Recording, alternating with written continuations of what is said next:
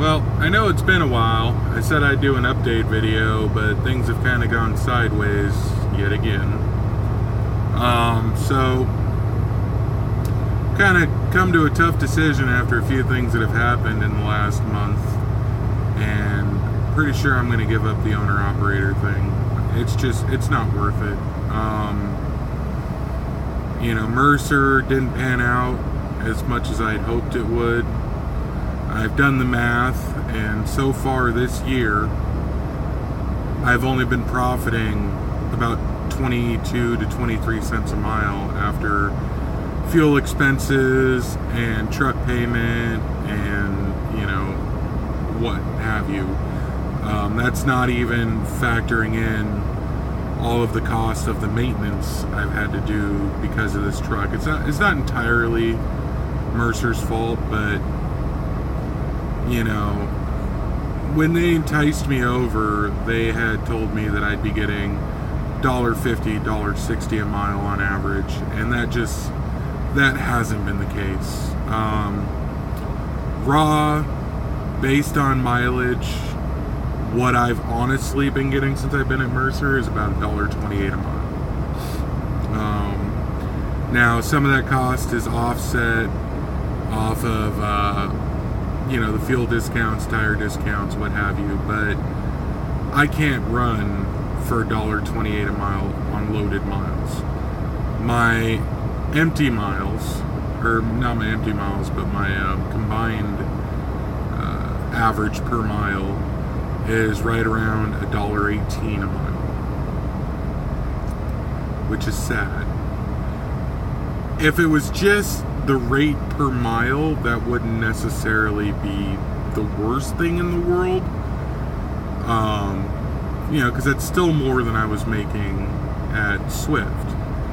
But it's that in conjunction with not getting a lot of miles. I do a lot of sitting at Mercer.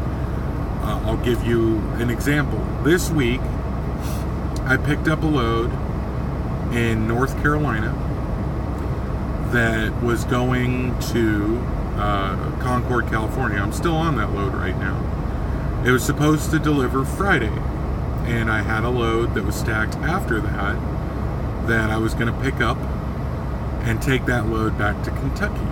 That would have been a great run. The load going out only worked out to about $1.29 for all miles, and then the load coming back would have actually been about $1.35 a mile for all miles. Not the best rate in the world, not the worst either. Pretty long runs. Well, that didn't work out. I got to the place. I was there on time. I was supposed to pick it up at 8 a.m. I was there at 7:45.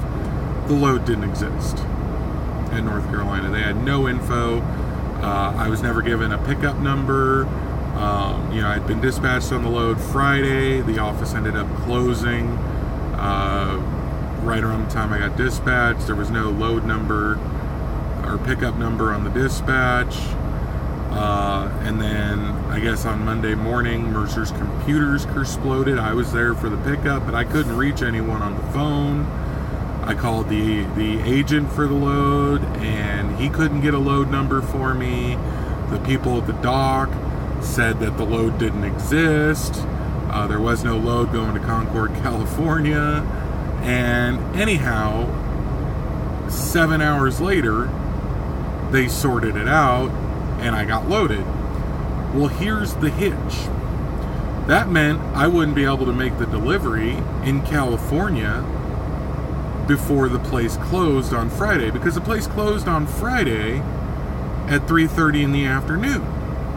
So I lost my backhaul, and I still don't have a load coming out of California. I'm not going to be able to deliver this load now until Monday, so I'm going to wind up sitting for a minimum of 2 days, minimum. And being California, Northern California at that, on a Monday, I'm probably going to wind up sitting till Tuesday or Wednesday. So I'm going to wind up sitting for 4 days. Best case scenario, I sit for 2 days, but I don't know, we'll see. It seems like every month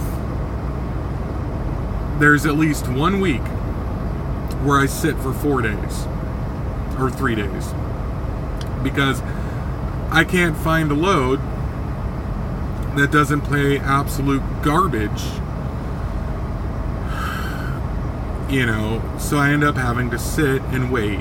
And the other problem is even when I am willing to accept a load that's absolute garbage, there's 4 or 5 other drivers in that same area that are ahead of me on the waiting list, and they end up getting that load because it's first in, first out. Prime example is the last time I went to Washington State. I had a load coming out, but it got canceled. I went to Washington State. I sat for that week, overall, 6 days. 6 freaking days. That was last month. And there was at one point where I was number 1 on the waiting list, and magically, all of a sudden, I was number 7. How does that work? Well, they told me it was because people came off the home time and they were ahead of me in the line, or whatever.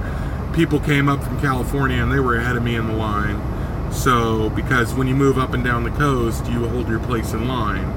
So they were able to get ahead of me or whatever. And I couldn't even get a load going down to California. I was willing to take garbage loads. Man, I was looking at loads that were loading 700 miles out. And I couldn't even get those loads because people ahead of me in line were getting them. And I can't operate like that. I have a truck payment. I have a car payment. I have, you know, bills I gotta pay, you know. And between only profiting like 25 cents a mile or 28 cents a mile and having all that go on, meanwhile, you know, my truck is breaking down, I'm getting check engine lights, you know, I've spent almost $14,000 on this truck since December. I can't keep doing it. My car got repossessed a week and a half ago because I couldn't pay the bill. And, you know, it's just, I can't keep doing this.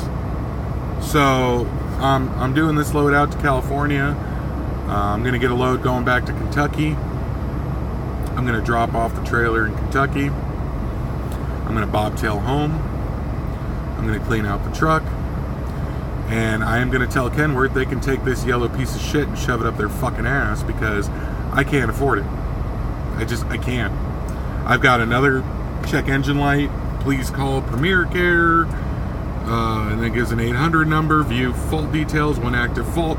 Connect engine service tool. I've burned through 6 gallons of DEF in the last 1,000 miles.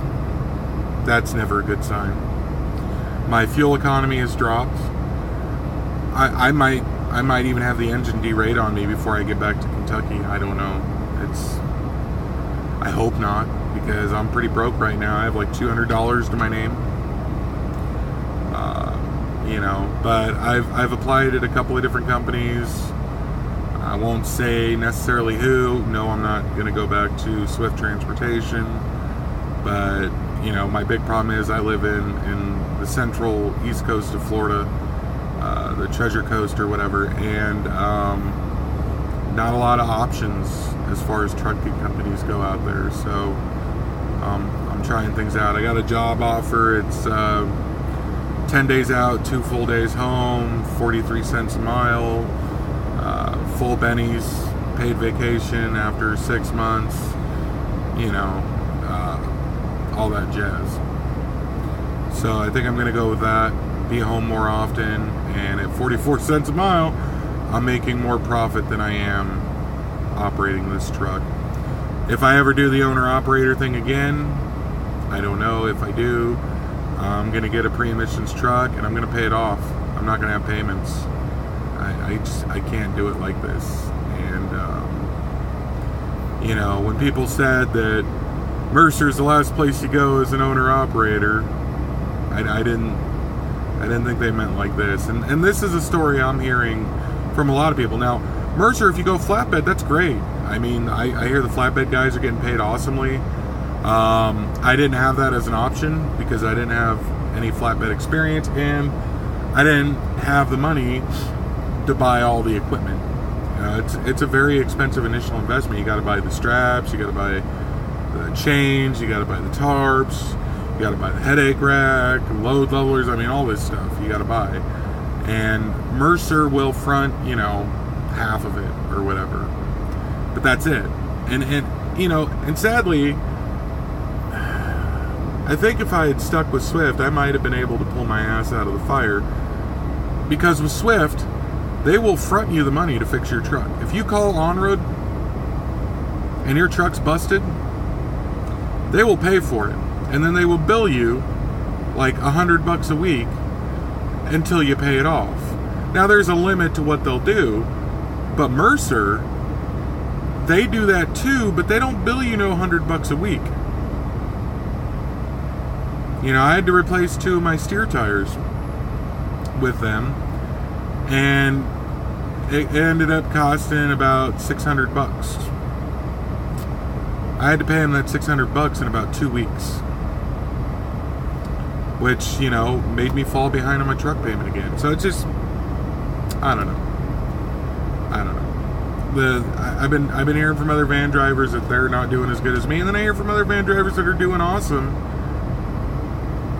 I don't know where to go with it. I mean, I don't know. So yeah, like I said, I'm gonna go back to being a company driver and just do that for now. And does this make me a failure? I guess. I did it for a little over 3 years. I was doing great up until I got this piece of shit.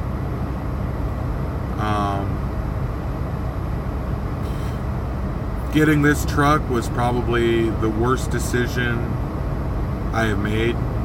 The guy who sold it to me lied, essentially. He told me that it had the extended warranty and all this other stuff, and he had never had a problem with it, and I believed him because I knew him and I trusted him, and that was my mistake. Come to find out, it only had the factory warranty, which on these PACCAR motors is 2 years, 250,000 miles. And he had a lot of problems with it. All of them emissions related. So yeah, I got okie doked. If it hadn't been for doing 14 grand in repairs, I'd probably be okay. But that, in conjunction with me not making as much money as I was told I was going to make, and having to sit so often, made it an untenable situation. It made it impossible. So, whatever. We'll see how things go. Maybe I'll do another update video later, but right now I'm just pissed. I lost my car. That was one of my most prized possessions. I mean, it's something I had strived for to get my whole life, was to have a nice brand new car, and I lost it because it's just, I don't know, I'm just frustrated as all get out. So anyhow, till next time, drive safe.